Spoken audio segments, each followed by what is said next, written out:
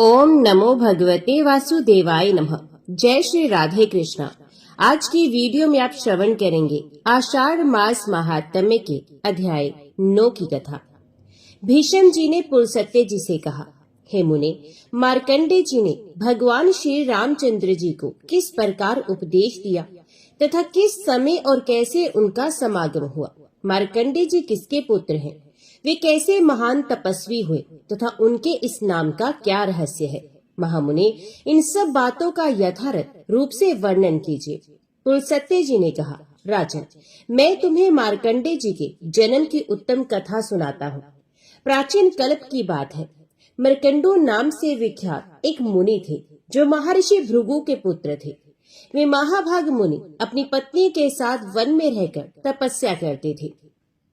One में रहते समय ही उनके एक पुत्र हुआ। धीरे धीरे उसकी अवस्था 5 वर्ष की हुई। वे बालक होने पर भी गुणों में बहुत बड़ा चढ़ा था। एक दिन जब वह बालक आंगन में घूम रहा था, किसी सिद्ध ज्ञानी ने उसकी ओर देखा और बहुत देर तक ठहरकर उसके जीवन के विषय में विचार किया। बालक के पिता ने पूछा, मेरे पुत्र की कितनी आयु है? सिद्ध बोला, हे मुनीश्वर, विधाता ने तुम्हारे पुत्र की जो आयु निश्चित की है उसमें अब केवल 6 महीने और शेष रह गए हैं। मैंने ये सच्ची बात बताई है, इसके लिए आपको शोक नहीं करना चाहिए। उस सिद्ध ज्ञानी की बात को सुनकर बालक के पिता ने उसका उपनयन संस्कार कर दिया और कहा, बेटा, तुम जिस किसी मुनि को देखो प्रणाम करो।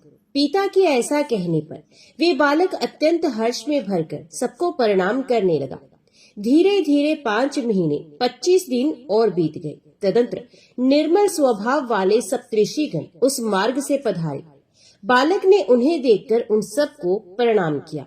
सप्तऋषियों ने उस बालक को आयुष्मान भव सौम्य कहकर दीर्घायु होने का आशीर्वाद दिया। इतना कहने के बाद जब उन्होंने उसकी आयु पर विचार किया तब 5 ही दिन की आयु शेष जानकर उन्हें बड़ा भय हुआ। वे उस बालक को लेकर ब्रह्मा जी के पास गए और उसे उनके सामने रखकर उन्होंने ब्रह्मा जी को प्रणाम किया। बालक ने भी ब्रह्मा जी के चरणों में मस्तक झुकाया। तब ब्रह्मा जी ने ऋषियों के समीप ही उसे चिरायु होने का आशीर्वाद दिया। पितामह का वचन सुनकर सप्तऋषियों को बड़ी प्रसन्नता हुई। तत्पश्चात ब्रह्मा जी ने उनसे पूछा, तुम लोग किस काम से यहाँ आए हो तथा ये बालक कौन है, बताओ। ऋषियों ने कहा, ये बालक मार्कंडो का पुत्र है। इसकी आयु क्षीण हो चुकी है। इसका सबको प्रणाम करने का स्वभाव हो गया है। एक दिन देवात तीर्थ यात्रा के प्रसंग से हम लोग उधर जा निकले। ये पृथ्वी पर घूम रहा था।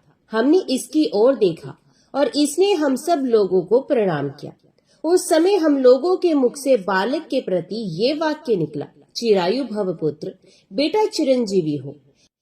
आपने भी ऐसा ही कहा है, अतदेव आपके साथ हम लोग झूठे क्यों बने?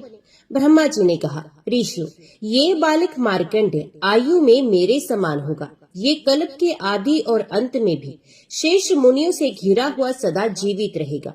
इस प्रकार सप्तऋषियों ने ब्रह्मा जी से वरदान दिलवाकर उस बालक को पुनः पृथ्वी तल पर भेज दिया और स्वयं तीर्थ यात्रा के लिए चले गए। उनके चले जाने पर मार्कंडेय अपने घर आए और पिता से इस प्रकार बोले, तात, मुझे ब्रह्मादि मुनि लोग ब्रह्मलोक में ले गए थे। वहाँ ब्रह्मा जी ने मुझे दीर्घायु बना दिया।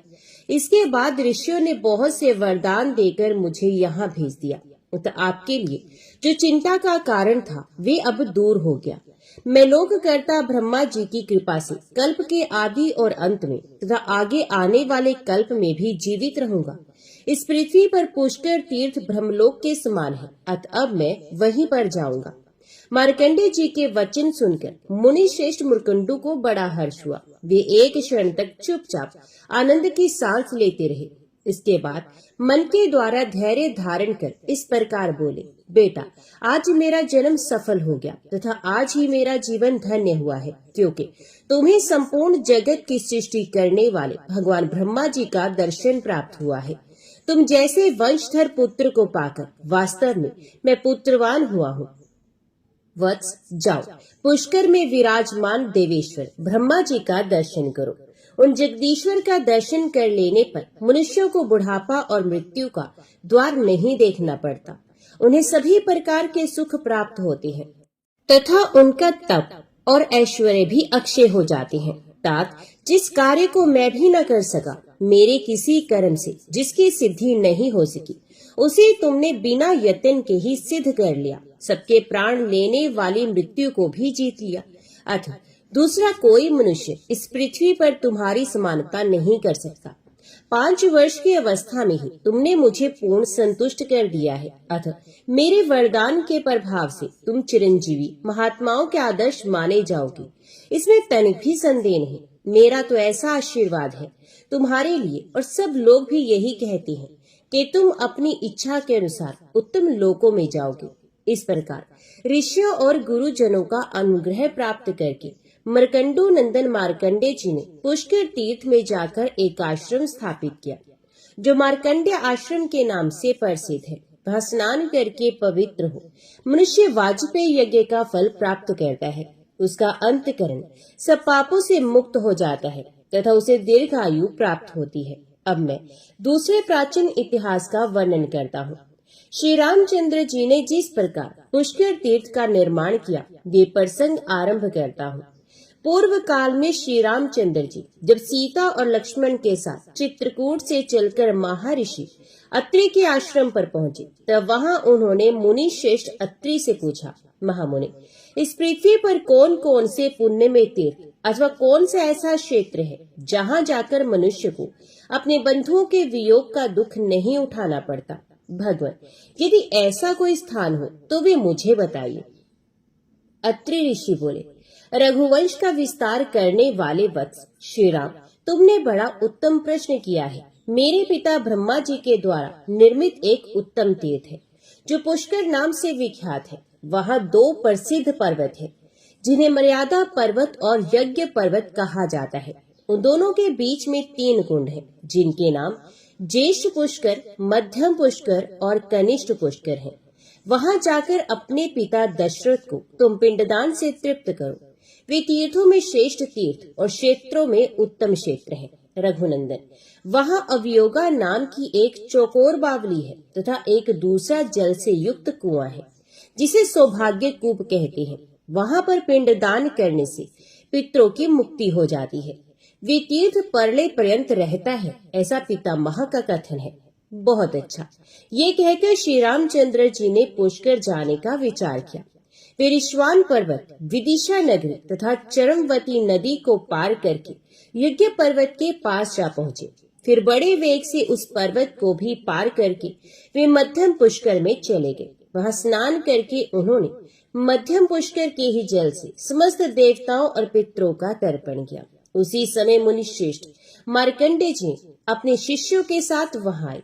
श्री रामचंद्र जी ने जब उन्हें देखा तो सामने जाकर प्रणाम किया और बड़े आदर के साथ कहा, मुनि, मैं राजा दशरथ का पुत्र हूँ। मुझे लोग राम कहते हैं।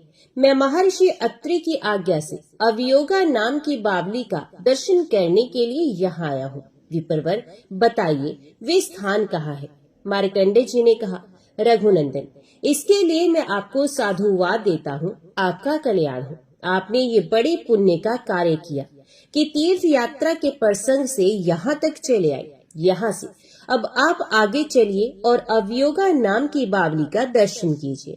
वहाँ सबका सभी आत्मजनों के साथ संयोग होता है। इहलोक या परलोक में स्थित जीवित या मृत सभी प्रकार के बंधुओं से भेंट हो जाती है। मुनीश्वर मार्कंडे जी के ये वचन सुनकर श्री रामचंद्र जी ने महाराज दशरथ, भरत, शत्रुघ्न, माताओं तथा अन्य पूर्ववासी जनों का स्मरण किया। इस प्रकार सबका चिंतन करते करते उन्हें संध्या हो गई। तब श्री रघुनाथ जी ने मुनियों के साथ सायंकाल का संध्या उपासन किया। तत्पश्चात रात्रि में भाई और पत्नी के साथ वहीं पर शयन किया। जब रात्रि का अंतिम प्रहर व्यतीत होने लगा तब श्री रघुनाथ जी ने स्वप्न में देखा वे पिताजी तथा अन्य संबंधियों के साथ अयोध्या में विराजमान है। वैवाहिक मंगल कार्य समाप्त करके वे बहुत से बंधु बांधवों के साथ ऋषियों से घिरे बैठे हैं। साथ में पत्नी सीता भी मौजूद है। लक्ष्मण और सीता ने भी इसी रूप में श्री रघुनाथ जी को देखा। सवेरा होने पर उन्होंने मुनियों से सारी बातें निवेदन की, जिन्हें सुनकर ऋषियों ने कहा, रघुनंदन, ये स्वप्न सत्य है, परंतु मृत पुरुष का जब स्वप्न में दर्शन हो तो उसके लिए श्राद्ध करना आवश्यक माना गया है। संतान के अभय उदय की कामना रखने वाले तथा अन्न चाहने वाले पितृ ही भक्त संतान को स्वप्न में दर्शन देते हैं। आपको पिता से तो वियोग था ही, माता और भरत के साथ 14 वर्षों तक वियोग रहेगा। वीर, अब आप राजा दशरथ का श्राद्ध कीजिए। ये सभी ऋषि महर्षि आपके भक्त हैं और आपके शुभ कार्य में सहयोग देने के लिए प्रस्तुत हैं। मैं मार्कंडेय, जमदग्नि, भारद्वाज, लोमश, देवव्रत और शमी, ये 6 श्रेष्ठ द्विज श्राद्ध में उपस्थित रहेंगे। महाबाहो, आप केवल सामान जुटाइए। श्राद्ध में प्रधान वस्तु तो लिसोड़े की खली, बेर और आंवले, इनके साथ पके हुए बेल तथा भांति भांति के मूल होने चाहिए। इन सब वस्तुओं से तथा श्राद्ध संबंधी दान के द्वारा आप ब्राह्मणों को तृप्त कीजिए। सुव्रत पुष्कर के वन में आकर जो नियम पूर्वक रहता और नियमित आहार करके श्राद्ध आदि के द्वारा पितरों को तृप्त करता है, उसे अश्वमेध यज्ञ का फल प्राप्त होता है। श्री राम, आप श्राद्ध की सामग्री एकत्रित कराइए। हम लोग स्नान करने के लिए ज्येष्ठ पुष्कर में जा रहे हैं। श्री रघुनाथ जी से ऐसा कहकर वे सभी ऋषि चले गए। तब श्री रामचंद्र जी ने लक्ष्मण से कहा, सुमित्रानंदन, अच्छे अच्छे संतरे, कटहल, पारक, मीठे बेर, शालू, कसेरू, पीली काबरा, अच्छे अच्छे कैर, शक्कर जैसे सिंघाड़े, पके कैक तथा और भी जो सामिक फल हो, उन्हें श्राद्ध के लिए शीघ्र ही ले आओ। श्री रामचंद्र जी की आज्ञा पाकर लक्ष्मण ने सारा सामान एकत्रित कर दिया। जानकी जी ने भोजन बनाया और तैयार हो जाने पर श्री रामचंद्र जी को सूचित कर दिया। श्री राम भी अवयोगा नाम की बावली में स्नान करके मुनियों के आगमन की प्रतीक्षा करने लगे। दोपहरी के बाद जब सूर्य ढलने लगे और कुतुब नाम की बेला उपस्थित हुई, उस समय श्री रामचंद्र जी के द्वारा निमंत्रित संपूर्ण ऋषि वहां आ पहुंचे। मुनियों को आया देख विदेही कुमारी सीता वहां से दूर हट गई और झाड़ियों की आड़ में छिपकर बैठ गई। श्री रामचंद्र जी ने स्मृतियों में बताई हुई विधि के अनुसार ब्राह्मणों को भोजन कराया तथा मनुष्यों के श्राद्ध के लिए जो वैदिक क्रिया बताई गई है वे सब संपन्न की। फिर वैश्वदेव करके पुराणोक्त विधि का भी पालन किया। ब्राह्मणों के भोजन कर चुकने पर क्रमशपिंड देने के पश्चात ब्राह्मणों को विदा किया। उनके चले जाने पर श्री रामचंद्र जी ने अपनी प्रिया सीता से कहा, प्रिय, यहाँ आए हुए मुनियों को देखकर तुम छिप क्यों गई? इसका सारा कारण मुझे शीघ्र ही बताओ। देवी सीता बोली, हे नाथ, मैंने जो आश्चर्य देखा उसे बताती हूँ, सुने। आपके द्वारा नाम उच्चारण होते ही स्वर्गीय महाराज यहाँ आकर उपस्थित हो गए।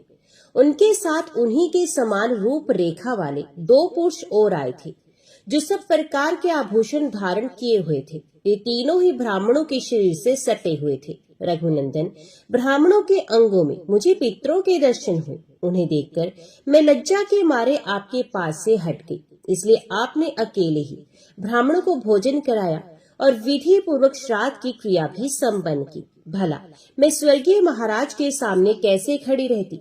यही आपसे मैंने सच्ची बात बताई है। ये सुनकर श्री रघुनाथ जी बहुत प्रसन्न हुए और प्रिय वचन बोलने वाली प्रियतमा सीता को बड़े आदर के साथ हृदय से लगा लिया। तत्पश्चात श्री राम और लक्ष्मण दोनों वीरों ने भोजन किया। उनके बाद जानकी जी ने स्वयं भी भोजन किया। इस प्रकार दोनों भाई श्री राम और लक्ष्मण तथा सीता ने वे रात वहीं बिताई। दूसरे दिन सूर्य उदय होने पर सबने जाने का निश्चय किया। श्री रामचंद्र जी पश्चिम की ओर चले और 1 कोस चलकर ज्येष्ठ पुष्कर के पास जा पहुंचे। श्री रघुनाथ जी ज्यों ही जाकर पुष्कर के पूर्व में खड़े हुए, त्यों ही उन्हें देवदूत के कहे हुए ये वचन सुनाई दिए, रघुनंदन, आपका कल्याण हो।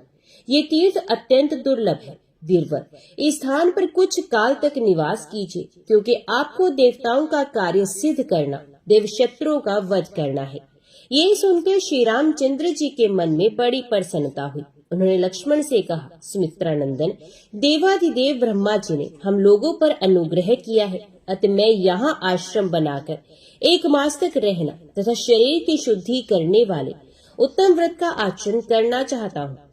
लक्ष्मण ने बहुत अच्छा कहकर उनकी बात का अनुमोदन किया। तत्पश्चात वहां अपना व्रत पूर्ण करके वे दोनों भाई चले और पुष्कर क्षेत्र की सीमा मर्यादा पर्वत के पास जा पहुंचे। वहां देवताओं के स्वामी पिनाकधारी देव महादेव जी का स्थान था।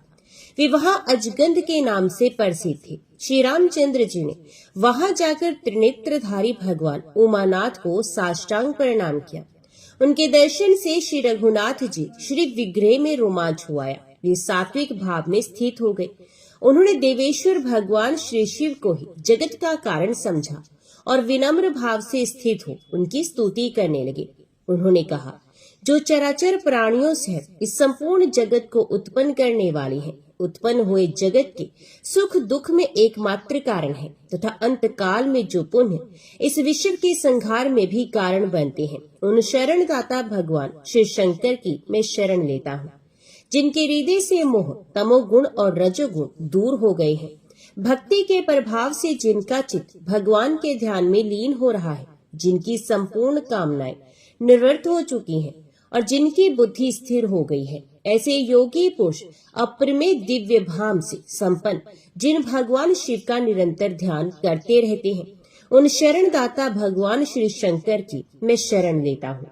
जो सुंदर किरणों से युक्त निर्मल चंद्रमा की कला को जटाजूट में बांधकर अपनी प्रियतमा गंगा जी को मस्तक पर धारण करते हैं, जिन्होंने गिरिराज कुमारी उमा को अपना आधा शरीर दे दिया है, उन शरणदाता भगवान श्री शंकर की मैं शरण लेता हूँ।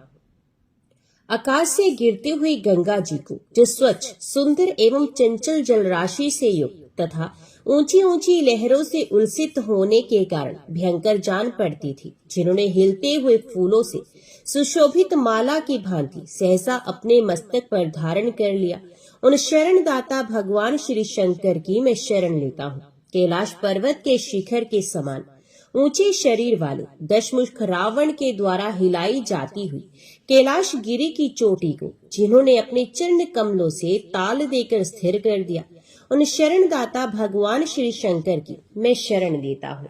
जिन्होंने अनेकों बार दैत्यों को युद्ध में परास्त किया और विद्याधर नागगण तथा फल मूल का आहार करने वाले संपूर्ण मुनिवरों को उत्तम वर दिए हैं, उन शरणदाता भगवान श्री शंकर की मैं शरण लेता हूँ। जिन्होंने दक्ष का यज्ञ भस्म करके भगदेवता की आंखें फोड़ी और पूषा के सारे दांत गिरा दिए तथा वज्र सह देवराज इंद्र के हाथ को भी स्तंभित कर दिया, जड़वत निचेष्ट बना दिया, उन शरणदाता भगवान श्री शंकर की मैं शरण लेता हूँ।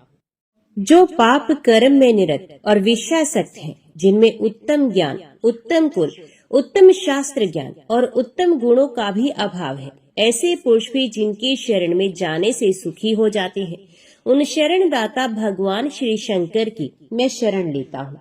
जो तेज में करोड़ों चंद्रमाओं और सूर्यों के समान है, जिन्होंने बड़े बड़े देवताओं तथा दानवों का भी दिल दहला देने वाले कालकूट नामक भयंकर विष का पान कर लिया था, उन प्रचंड वेगशाली शरणदाता भगवान श्री शंकर की मैं शरण लेता हूँ।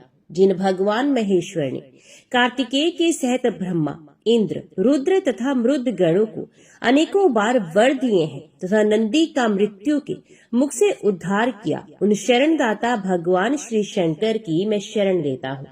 जो दूसरों के लिए मन से भी अगम्य है, महर्षि भृगु ने हिमालय पर्वत के निकुंज में होम का धुआं पीकर कठोर तपस्या के द्वारा जिनकी आराधना की थी तथा जिन महात्मा ने भृगु को उनकी तपस्या से प्रसन्न होकर संजीवनी विद्या प्रदान की, उन शरणदाता भगवान श्री शंकर की मैं शरण लेता हूँ। हाथी और बिल्ली आदि किसी मुख आकृति वाले तथा दक्ष यज्ञ का विनाश करने वाले नाना प्रकार के महाबली गणों द्वारा जिनकी निरंतर पूजा होती रहती है एवं लोकपालों सहित देवगण भी जिनकी आराधना किया करते हैं, उन शरणदाता भगवान श्री शंकर की मैं शरण लेता हूँ। जिन भगवान ने अपनी क्रीड़ा के लिए ही अनेकों नदियों, पक्षियों और वृक्षों से सुशोभित एवं ब्रह्मा जी से अधिष्ठित सातों भुवनों की रचना की है तथा जिन्होंने संपूर्ण लोकों को अपने पुण्य पर ही प्रतिष्ठित किया है, उन शरणदाता भगवान श्री शंकर की मैं शरण लेता हूँ। ये संपूर्ण विश्व सदा ही जिनकी आज्ञा के अधीन है, जो जल, अग्नि, यजमान, सूर्य, चंद्रमा, आकाश, वायु और प्रकृति, इन 8 विग्रहों से समस्त लोकों का उपभोग करते हैं तथा जो बड़े से बड़े कारण तत्वों के भी महाकारण है, उन शरणदाता भगवान श्री शंकर की मैं शरण लेता हूँ, जो अपने श्री विग्रह को हिम और भस्म से विभूषित करके शंख, चंद्रमा और कुंद के समान श्वेत करण वाले विश्व श्रेष्ठ नंदी पर सवार होकर गिरिराज किशोरी उमा के साथ आकाश में विचरते हैं, उन शरणदाता भगवान श्री शंकर की मैं शरण लेता हूँ।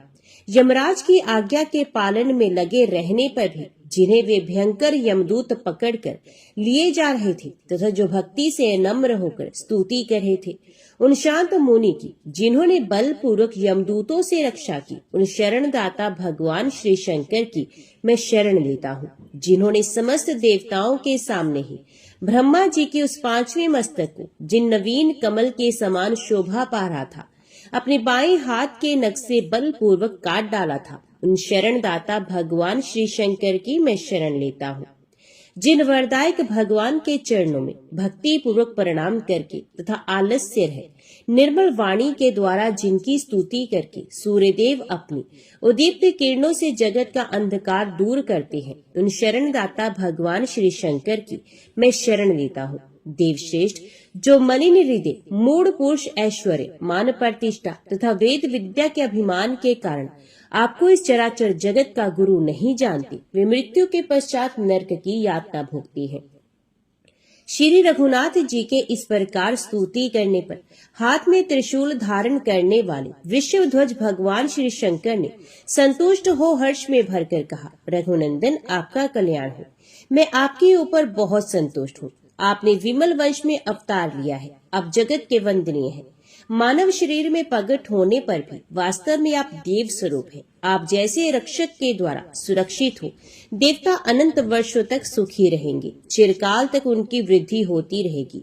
14वां वर्ष बीतने पर जब आप अयोध्या को लौट जाएंगे, उस समय इस पृथ्वी पर रहने वाले जो मनुष्य आपका दर्शन करेंगे, वे सभी सुखी होंगे तथा उन्हें अक्षय स्वर्ग का निवास प्राप्त होगा। अतः आप देवताओं का महान कार्य करके उन्हें अयोध्यापुरी को लौट जाइए। ये सुनकर श्री रघुनाथ जी श्री शंकर जी को प्रणाम करके शीघ्र ही वहां से चले गए। इंद्रमार्गा नदी के पास पहुंचकर उन्होंने अपनी जटा बांधी। फिर सब लोग महानदी नर्मदा के तट पर गए। वहां श्री रामचंद्र जी ने लक्ष्मण और सीता के साथ स्नान किया तथा नर्मदा के जल से देवताओं और अपने पितरों का तर्पण किया। इसके बाद उन दोनों भाइयों ने एकाग्र मन से भगवान सूर्य तथा अन्यान्य देवताओं को बारंबार मस्तक झुकाया। जैसे भगवान श्री शंकर पार्वती और कार्तिकेय के साथ स्नान करके शोभा पाते हैं, उसी प्रकार सीता और लक्ष्मण के साथ नर्मदा में नहाकर श्री रामचंद्र जी भी सुशोभित हुए हैं। भीष्म जी ने पूछा, हे ब्राह्मण, लोक विधाता भगवान ब्रह्मा जी ने किस समय यज्ञ संबंधी सामग्री एकत्रित करके उनसे यज्ञ करना आरंभ किया? वे यज्ञ जैसा और जिस प्रकार हुआ था, वे सब मुझे बताइए। कुलसत्य जी ने कहा, राजन, ये तो मैं पहले ही बता चुका हूँ कि जब स्वयंभू मनु भूलोक के राज्य सिंहासन पर प्रतिष्ठित हुए, उसमें ब्रह्मा जी ने समस्त प्रजापतियों को उत्पन्न करके कहा, तुम लोग सृष्टि करो, और स्वयं वे पुष्कर में जाकर यज्ञ सामग्री एकत्रित करके अग्निशाला में स्थित हो यज्ञ करने लगे। ब्रह्मा जी समस्त देवताओं, गंधर्वों तथा अप्सराओं को भी वहां ले गए थे। ब्रह्मा, उद्गाता, होता और अधर्वयु, ये 4 प्रधान रूप से यज्ञ के निर्वाहक होते हैं।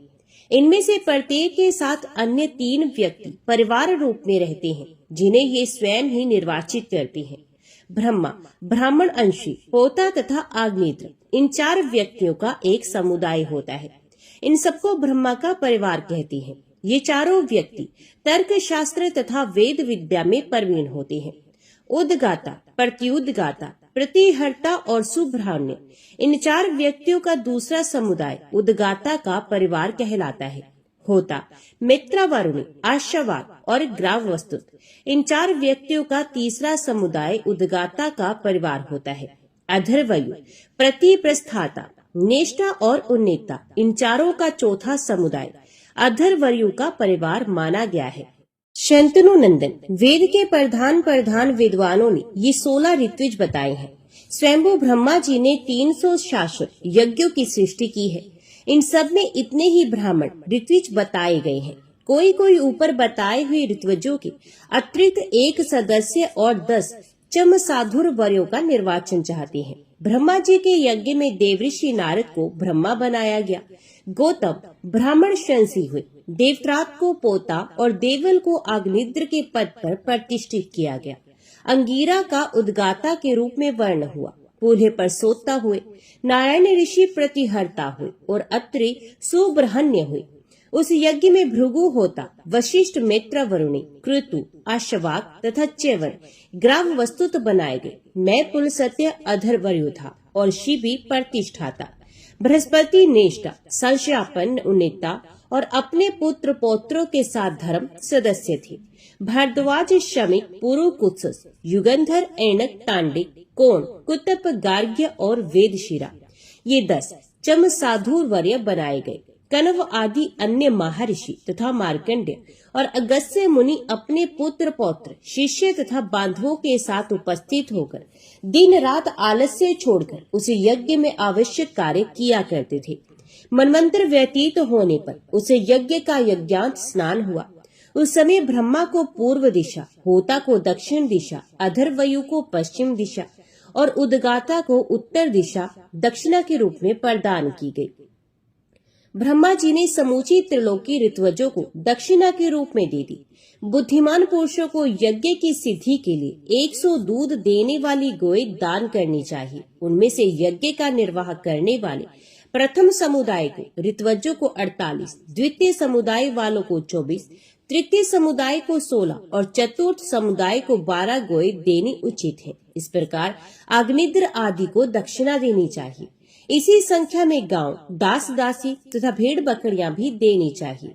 अवभृत स्नान के बाद ब्राह्मणों को षटरस भोजन देना चाहिए। स्वयंभू मनु का कथन है कि यजमान यज्ञ के अंत में अपना सर्वस्व दान कर दे। अधर्वयु और सदस्य को अपनी इच्छा के अनुसार जितना हो सके दान देना चाहिए। तदंतर देवादिदेव ब्रह्मा जी ने भगवान श्री विष्णु के साथ यज्ञांत स्नान के पश्चात सब देवताओं को वरदान दिए। उन्हें इंद्र को देवताओं का, सूर्य को ग्रहों से समस्त ज्योतिर्मंडल का, चंद्रमा को नक्षत्रों का, वरुण को रसों का, दक्ष को प्रजापतियों का, समुद्र को नदियों का, धन अध्यक्ष कुबेर को यक्ष और राक्षसों का, पिनाकधारी महादेव जी को संपूर्ण भूत गणों का, मनु को मनुष्यों का, गरुड़ को पक्षियों का तथा वशिष्ठ को ऋषियों का स्वामी बनाया। इस प्रकार अनेकों वरदान देकर देवादिदेव ब्रह्मा जी ने भगवान विष्णु और शंकर से आदर पूर्वक कहा, आप दोनों पृथ्वी के समस्त तीर्थों में परम पूजनीय होंगे। आपके बिना कभी कोई भी तीर्थ पवित्र नहीं होगा। जहाँ कहीं शिवलिंग या विष्णु की प्रतिमा का दर्शन होगा, वही तीर्थ परम पवित्र और श्रेष्ठ फल देने वाला हो सकता है। जो लोग पुष्प आदि वस्तुओं की भेंट चढ़ाकर आप लोगों की तथा मेरी पूजा करेंगे, उन्हें कभी रोग का भय नहीं होगा। जिन राज्यों में मेरा तथा आप लोगों का पूजन आदि होगा, वहाँ भी क्रियाएं सफल होंगी तथा और भी जिन जिन फलों की प्राप्ति होगी उन्हें सुनिए। वहाँ की प्रजा को कभी मानसिक चिंता, शारीरिक रोग, देवी उपद्रव और क्षुधा आदि का भय नहीं होगा। प्रियजनों से वियोग और अप्रिय मनुष्यों से संयोग की भी संभावना नहीं होगी। ये सुनकर भगवान श्री विष्णु ब्रह्मा जी की स्तुति करते हुए उदित हुए। भगवान श्री विष्णु जी बोले, जिनका कभी अंत नहीं होता, जो विशुद्ध चित्त और आत्म स्वरूप है, जिनके हजारों भुजाएं हैं, जो सहस्त्र किरणों वाले सूर्य की भी उत्पत्ति के कारण है, जिनका शरीर और कर्म दोनों अत्यंत शुद्ध है, उन सृष्टिकर्ता ब्रह्मा जी को नमस्कार है।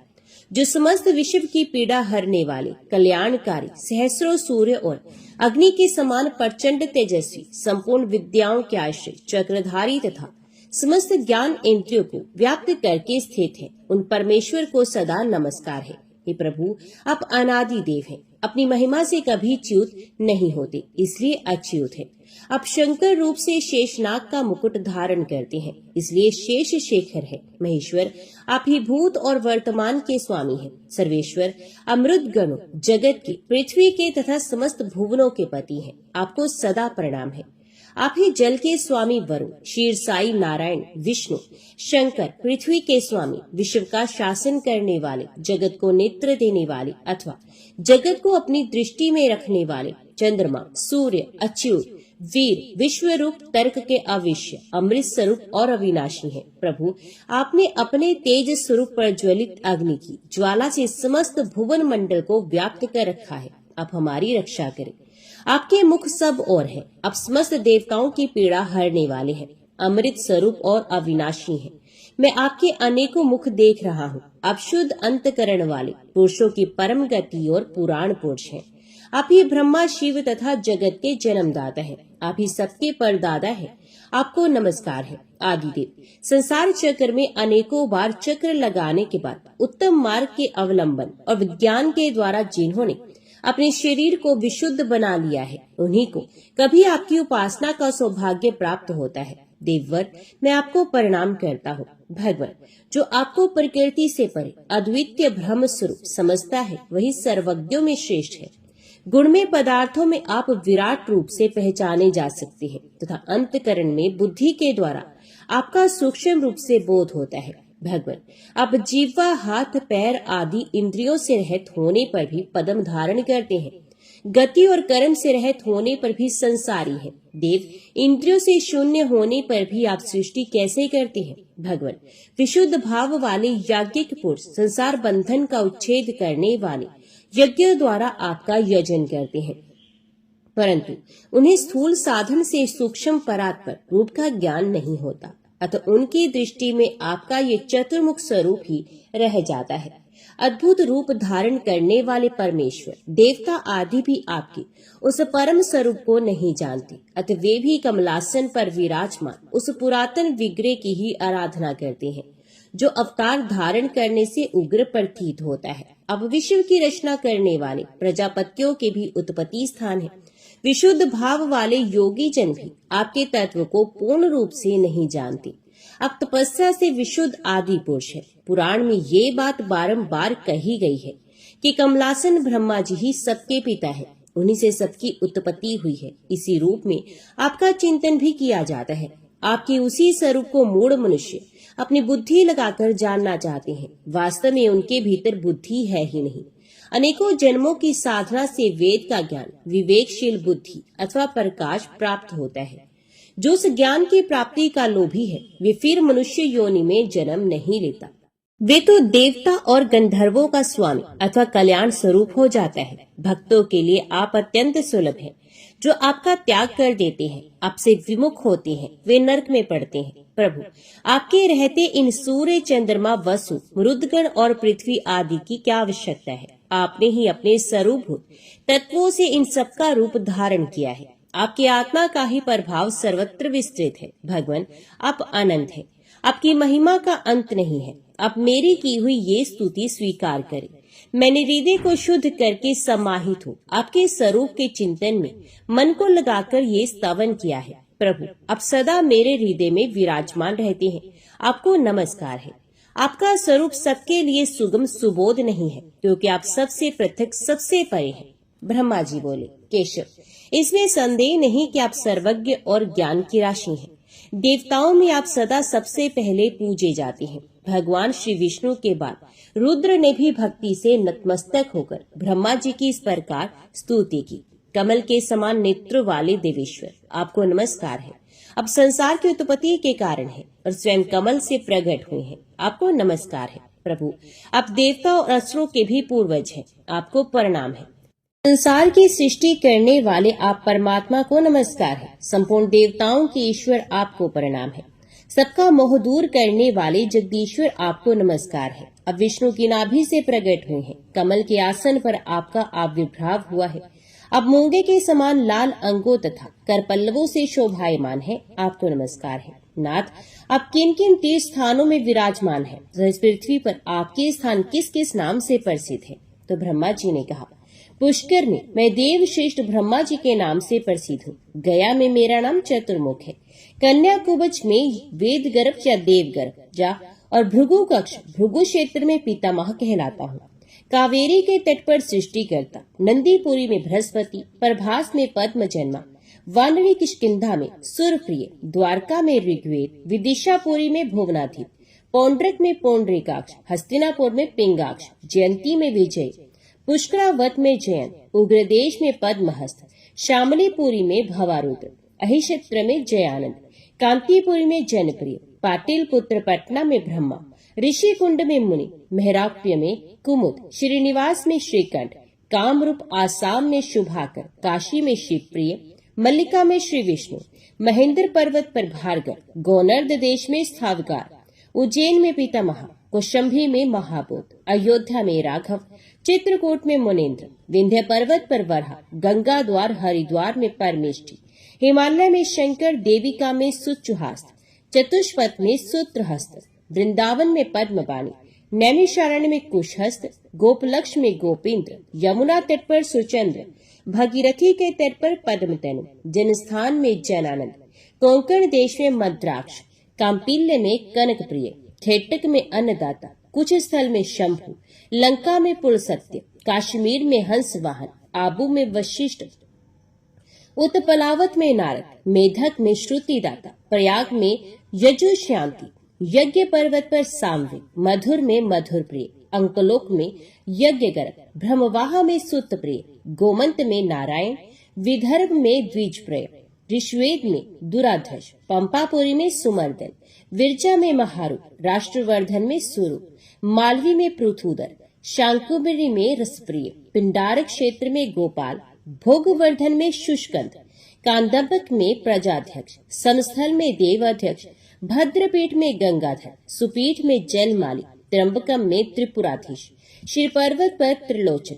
पदमपुर में महादेव, कलाप में वैधस, ऋग्वेदपुर में शौर्य, नैमिषारण्य में चक्रपाणी, दंडपुरी में विरूपाक्ष, धूतपातक में गौतम, माल्यवान पर्वत पर हंसनाथ, वालिक में द्विजेंद्र, इंद्रपुरी, अमरावती में देवनाथ, धूताश्राणी में धुरंधर, लंबा में हंसवाहा, चंडा में गरुड़ प्रिय, महोदय में महायज्ञ, यूपकेतन में सुयज्ञ, पद्मवन में सिद्धेश्वर, विभा में पद्मबोधन, देवदारुण में लिंग, उत्कौतप में उमापति, मातृस्थान में विनायक, अलकापुरी में धनाधि, त्रिकूट में गौनर, पाताल में वासुकी, केदार क्षेत्र में पदाध्यक्ष, कुष्मांड में सुरत प्रिय, भूतवाती में शुभांग, सावली में भशक, अक्षर में पापहा, अंबिका में सुदर्शन, वर्दा में महावीर, कांतार में दुर्गनाशन, प्रणाद में अनंत, प्रकाशा में दिवाकर, विरजा में पद्मनाभ, वृक्षस्थल में सुव्रत, वठक में मार्कंड, रोहिणी में नागकेतन, पद्मावती में पद्माग्रह, गगन में पदन केतन नाम से मैं प्रसिद्ध हूँ। त्रिपुरांतक, ये 108 स्थान मैंने तुम्हें बताए हैं। इन स्थानों में तीनों संध्याओं के समय में उपस्थित रहता हूँ। जो भक्तिमान पुरुष इन स्थानों में से एक का भी दर्शन कर लेता है, वे परलोक में निर्मल स्थान पाकर अनंत वर्षों तक आनंद का अनुभव करता है। उसके मन, वाणी और शरीर के सभी पाप नष्ट हो जाते हैं। इसमें तनिक भी अन्यथा विचार करने की आवश्यकता नहीं है। और जो इन सभी तीर्थों की यात्रा करके मेरा दर्शन करता है, वे मोक्ष का अधिकारी होकर मेरे लोक में निवास करता है। जो पुष्प, नैवेद्य एवं धूप चढ़ाता और ब्राह्मणों को भोजन आदि से तृप्त करता है, साथ ही जो स्थिरता पूर्वक ध्यान लगाता है, वे शीघ्र ही परमेश्वर को प्राप्त कर लेता है। उसे पुण्य का श्रेष्ठ फल तथा अंत में मोक्ष प्राप्त होता है। जिन तीर्थों की यात्रा करता या कराता है अथवा जो इस प्रसंग को सुनता है, वे भी समस्त पापों से छुटकारा पा जाता है। शंकर, इस विषय में अधिक क्या कहा जाए। इन तीर्थों की यात्रा करने से अप्राप्य वस्तु की प्राप्ति होती है और सारा पाप नष्ट हो जाता है। जिन्होंने पुष्कर तीर्थ में अपनी पत्नी के दिए हुए पुष्कर के जल से संध्या करके गायत्री का जप किया है, उन्होंने मानो संपूर्ण वेदों का अध्ययन कर लिया है। पुष्कर तीर्थ के पवित्र जल को झाड़ी अथवा मिट्टी के करवे में ले जाकर सायंकाल में एकाग्र मन से प्राणायाम पूर्वक संध्या उपासन करना चाहिए। शंकर, इस प्रकार संध्या करने का जो फल है उसका अब श्रवण करो। उस पुरुष को एक ही दिन की संध्या से 12 वर्षों तक संध्या उपासन करने का फल मिल जाता है। पुष्कर में स्नान करने पर अश्वमेध यज्ञ का फल होता है। दान करने से उसके 10 गुने और उपवास करने से अनंत गुने फल की प्राप्ति होती है। ये बात मैंने स्वयं भली भांति सोच विचार कर कही है। तीर्थ से अपने डेरे पर आकर शास्त्रीय विधि के अनुसार पिंड दान पूर्वक पितरों को श्राद्ध करना अवश्य चाहिए। ऐसा करने से उसके पितर ब्रह्मा की एक दिन एक कल्प तक तृप्त रहती हैं। शिव जी अपने डेरे में आकर पिंडदान करने वालों को तीर्थ की अपेक्षा 8 गुना अधिक पुण्य होता है, क्योंकि वहां द्विजातियों द्वारा दिए जाते हुए पिंडदान पर नीच पुरुषों की दृष्टि नहीं पड़ती। एकांत और सुरक्षित ग्रह में ही पितरों के श्राद्ध का विधान है, क्योंकि बाहर नीच पुरुषों की दृष्टि से दूषित हो जाने पर ये पितरों को नहीं पहुंचता। आत्म कल्याण की इच्छा रखने वाले पुरुष को गुप्त रूप से ही पिंडदान करना चाहिए। यदि श्राद्ध में दिया जाने वाला पकवान साधारण मनुष्य देख लेते हैं तो उससे कभी पितरों की तृप्ति नहीं होती। मनु जी का कथन है कि तीर्थों में श्राद्ध के लिए ब्राह्मण की परीक्षा नहीं करनी चाहिए। जो भी अन्न की इच्छा से अपने पास आ जाए उसे भोजन करा देना चाहिए। श्राद्ध के योग्य समय हो या ना हो, तीर्थ में पहुंचते ही मनुष्य को सर्वदा स्नान, तर्पण और श्राद्ध करना चाहिए। पिंडदान करना तो बहुत ही उत्तम है, ये पितरों को अधिक प्रिय है। जब अपने वंश का कोई व्यक्ति तीर्थ में जाता है तो पितर बड़ी आशा से उसकी ओर देखते हैं, उसे जल पाने की अभिलाषा रखते हैं, अतः इस कार्य में विलंब नहीं करना चाहिए। और यदि दूसरा कोई इस कार्य को करना चाहता हो तो उसमें विघ्न नहीं डालना चाहिए। सतयुग में पुष्कर का, त्रेता में नैमिषारण्य का, द्वापर में कुरुक्षेत्र और कलयुग में गंगा जी का आश्रय लेना चाहिए। अन्यत्र का किया हुआ पाप तीर्थ में जाने पर कम हो जाता है, किंतु तीर्थ का किया हुआ पाप अन्यत्र कहीं नहीं छूटता। जो सवेरे और शाम को हाथ जोड़कर पुष्कर तीर्थ का स्मरण करता है उसे समस्त तीर्थों में आचमन करने का फल प्राप्त हो जाता है। जो पुष्कर में इंद्रिय संयम पूर्वक रहकर प्रातः काल और संध्या के समय आचमन करता है उसे संपूर्ण यज्ञों का फल प्राप्त होता है तथा वे ब्रह्मलोक को जाता है। जो 12 वर्ष 12 दिन 1 मास अथवा पक्ष भर भी पुष्कर में निवास करता है वे परम गति को प्राप्त करता है। इस पृथ्वी पर करोड़ों तीर्थ है, वे सब तीनों संध्याओं के समय पुष्कर में उपस्थित रहती हैं। पिछले हजारों जन्मों के तथा जन्म से लेकर मृत्यु पर्यंत वर्तमान जीवन के जितने भी पाप हैं उन सबको पुष्कर में एक बार स्नान करके मनुष्य भस्म कर सकता है। ओम नमो भगवते वासुदेवाय नमः। जय श्री राधे कृष्ण।